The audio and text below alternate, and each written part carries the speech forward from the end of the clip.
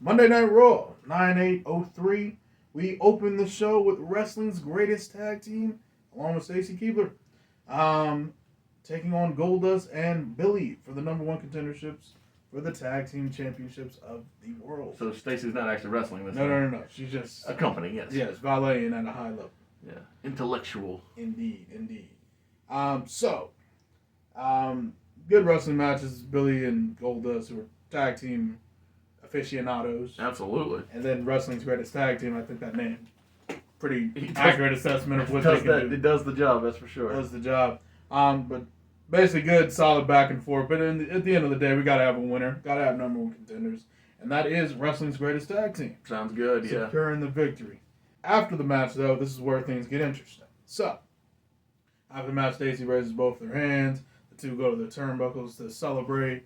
Sheldon's doing the thing, the double arm raise. Hoss is doing the same thing. And then behind Stacy, Trish Stratus turns around, chick kick, drops her where she stands, and then runs out of the ring at top speed.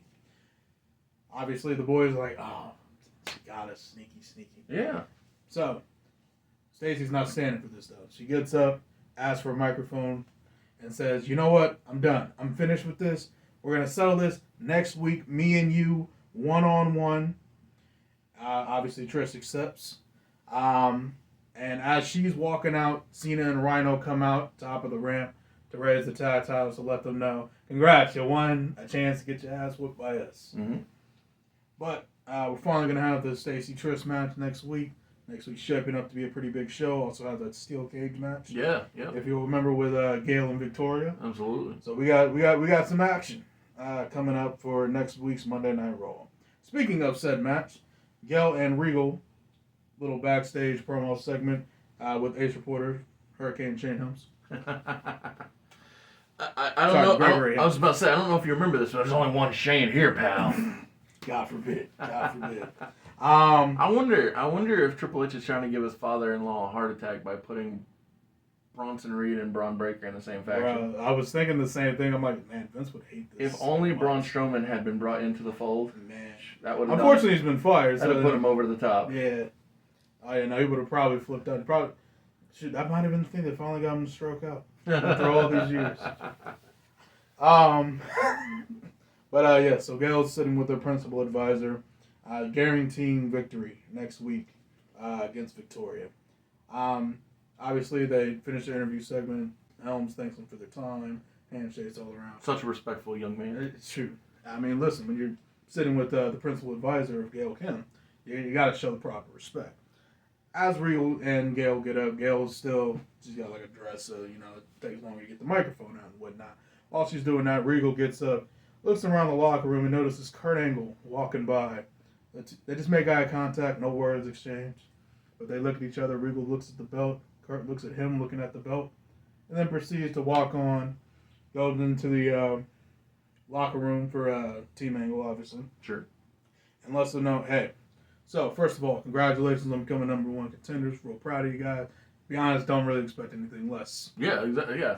That's what we're here for. What we're here for. We're winners. Winners win. I wanted to tell you guys about a huge opportunity and something real close to my heart. On the 9/11 SmackDown, we've been invited by Stephanie McMahon to come out and compete. And wanted to know if you guys would be willing to team with me in that match.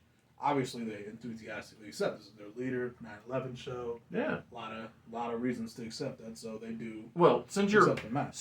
pre-announcing it, I'm just going to tell you what Stephanie is calling that match. Okay. The Patriot Games is what she's calling it. Perfect. So, yeah. Team Angle have been invited to participate in the Patriot Games. Ooh, fun. All right, we've been invited to participate in the Patriot Games. No better way to say it. So, Team Angle will be showing up on next week's not next week, later on this week's SmackDown. Yes. To compete in the Patriot Games. Obviously, big stuff on their rise. Absolutely. Red, white, and blue ropes, all the USA. All the gimmicks. Love to see it. Which is good because 9/11 is like, 2 years ago at this point in time? Yeah. So, excellent stuff. Christian defeats a jobber just to get Christian on the show, really. Cool. Next up, we have the Black Widow Alliance, Jackie Moore and Ivory. Correct. Coming out with Victoria. They're taking on Molly Holly and Nydia. See, the match breaks down into chaos because, blood feud. But it does end up with Ivory pinning Nydia with this roll up. After the match, they, of course, continue to brawl backstage. That's the end of that segment. Just wanted to get that in and out. Absolutely. And then finally, main event of the... This is what the people really came for. This is the hot button topic of the night.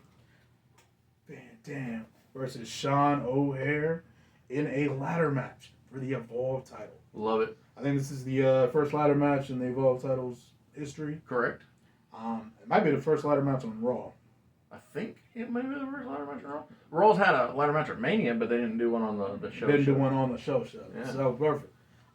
So I mean, if you want to see what Rob Van Dam can do with a ladder, you got like Options. 20 examples. Options, yes. I'm about to say pick your money in the bank. That match with Edge. Thank you for being here at Mr. Super Oz. This video is going out, and this channel only exists because I, Oz, founded Gamble Comics, which first release was Everlasting Survivors, a 68-page graphic novel called All Day Long. Available now. Follow the link in the description that will take you to gamblecomics.com. While there, you can get hats, shirts, posters, much more, but most importantly, the story itself. Didn't he have one with Guerrero, too? Correct, yep. Yeah. So Rob, plenty of ladder matches to choose from, not even bringing up the ECW stuff. Yep. He also teamed with Jeff Hardy for one in a TLC 4. Oh, I forgot about that. Jeff Hardy, Rob Van Dam. And the Chris's? Bubba and Spike and the Chris's, yes. Oh, man, I forgot all about that match. I'm going to have to rewatch Well, it. it's because of one of the participants. Yeah. One of the participants helps get that washed away. Yeah, unfortunately. Yeah. But I do remember that being a great match. Oh, yeah. Nothing but talent. Shoot. But, so these two beat the ever-loving crap out of each other. Well, to me, when I think of these participants, all I can think about is what might have been had Vince McMahon not treated the WCW, ECW alliance as the lessers. Because when I think of Sean O'Haire, I think of World Championship Wrestling because I liked him so much I gave him a big gold title run. And Rob Van Dam, while he was television champion, almost, if not exactly, but almost superseded the world title division with the work that he was doing with the television title. Absolutely. Man was the greatest ECW champion to never be ECW champion. Yeah, until he won it. Yeah, exactly. Well, even then, he didn't win the ECW title. He was gifted it. Yeah, Gifted it. Good point. So I am so struggling to figure out how to do that differently, other than to hand it. Yeah, I'm about to say. I think that I might just end up doing it that way because of... I don't think you have much of a choice because the only other way I can think to do it is while we have him right now because he's technically the last ECW champion. Is I could just say... I can tell you why that's not going to work. Why? Rob Van Dam gets injured before the first one-night stand, and then Rhino's let go before the second one-night stand. Yeah, I'm not saying doing it at one night stand. Okay, so you're just saying just have it happen. Period. Yeah, anywhere from now to before Rhino gets let go. That's a good shout. Where he could conceptually just bring it back out of retirement with Ego, and then Rob could win it without Ego, and then be the legitimate. That's a good shout. I don't hate that. I think that's the only feasible way to do it without it looking absolutely ridiculous. Yeah, without it looking like we cheated the system. Yeah, but actually, when we're stopped recording, I'm gonna look up when the Rise and Fall of ECW DVD came out, and then if we can make both those guys are with the company and healthy, we could do it as a promotional thing for the DVD because the DVD is what got One Night Stand greenlit. Oh, that's right. Rob was like, people are buying this. He's like, they'll buy a pay-per-view, and Vince's like, well, if people buy things, I'll definitely do that. I'm about to say money. Yeah, say less.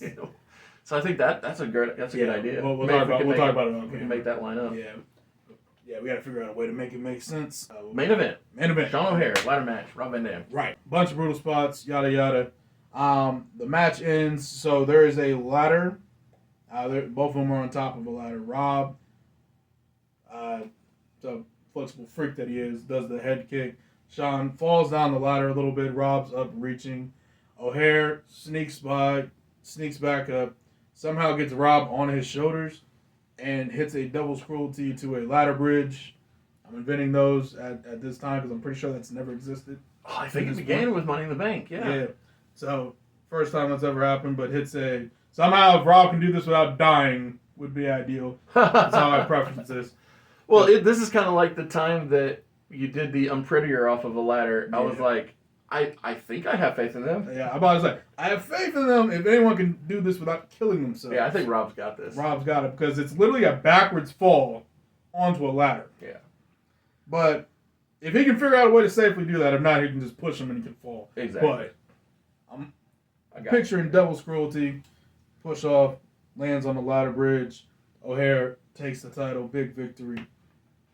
After the match, Evolution comes out and starts whooping Rob's ass. I don't think that'd be hard. I think he barely got any life left in him. Oh, yeah, kid's basically dying. Obviously, the Dudleys come out to join the brawl, and Kane slips in from under the ring to pull O'Haire out to bring his ass to safety. Yes. Take him up the ramp. But the show goes off there with the Dudleys, Rob, and Evolution brawling. Oh, beautiful. Yeah, chaos. Love chaos.